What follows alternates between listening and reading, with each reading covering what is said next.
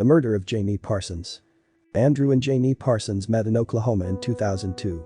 Andrew was from the United Kingdom and had moved to the US after things hadn't worked out for him career-wise. Janee was 21 years old at the time and a student. Early on in the relationship, they went back to the UK and Janee enrolled in the Oxford International College of Beauty. After she graduated, she and Andrew went to Las Vegas and got married in 2004. They had 2 sons together and settled in Oklahoma. Janee opened up a spa there, but by 2009, the spa closed due to financial reasons. By 2010, they decided to move back to the UK and rented a house in Bicester, Oxfordshire. After moving back to the UK, Janee continued to work as a beautician and Andrew started his own plumbing business. Janee was thriving in her line of work, but the recession hit, so Andrew's business wasn't doing that well. By 2012, Andrew became lazy.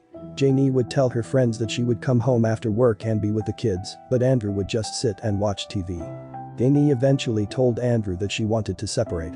He was oddly calm about it and asked her to stay in the house for the sake of the kids. Andrew acted like he was okay with the separation, but he became more cunning and paranoid that Janee was seeing someone new. Janee had actually met someone new. She had met a man named Daniel, a Belgian businessman that she had met at a bar. Janee eventually told Andrew that their marriage was over. He reacted by dragging her out of bed by her hair and keeping her in the house for hours so they could have a discussion. Andrew also decided to put a voice-activated recording device under Janee's bed.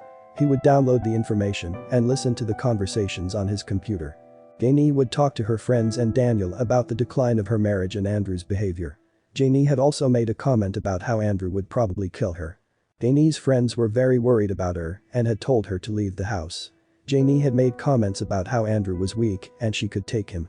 By November 2012, Andrew tried once and for all to win Janee back. He bought her an expensive dress with the little money that he had. Janee had already been planning to go to London to see Daniel and wanted to be done with Andrew.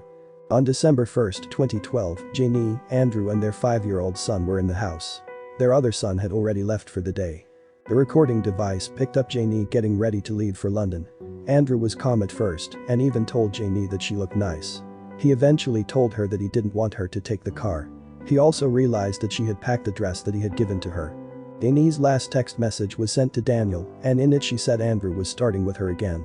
Janee had shut the door on Andrew, which made him angry. The recording device would end up recording the whole horrific event. After Janee shut the door on him, Andrew came in and punched Janee several times. Andrew then could be heard running down the stairs to grab something. He then returned with a knife.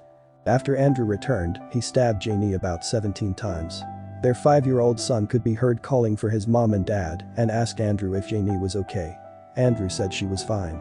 After the attack, Janee was put into the bathtub. After about 7 minutes, Andrew and their son left the house. Andrew asked one of their neighbors to watch their son. He then went back to the house, changed out of his bloody clothes, and cleaned up. He also sent a message to Daniel from Janee's phone. As Janee was dying, she could be heard on the recording praying and asking for forgiveness. It was after she had already died that Andrew finally called 999.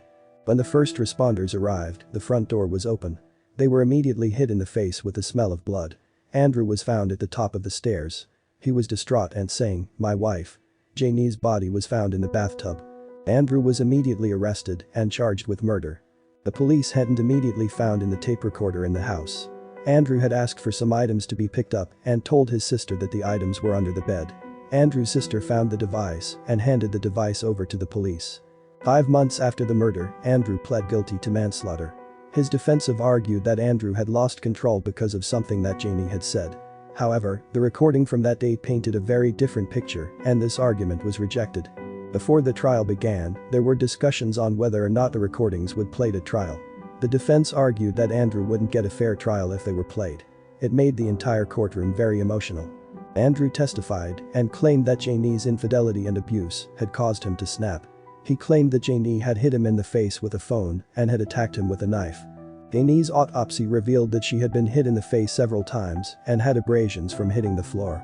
She had then been stabbed around 17 times.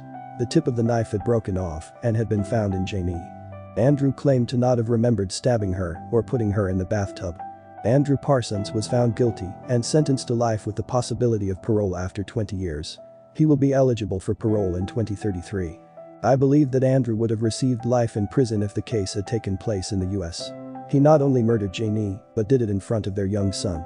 The young boy obviously knew something wasn't right with his mom, but Andrew just kept reassuring him that everything was fine.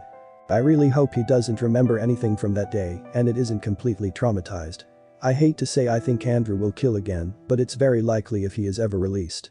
Thank you for watching, don't forget to hit that subscribe button, leave your comments below, and like, share, and subscribe so you don't miss our next video.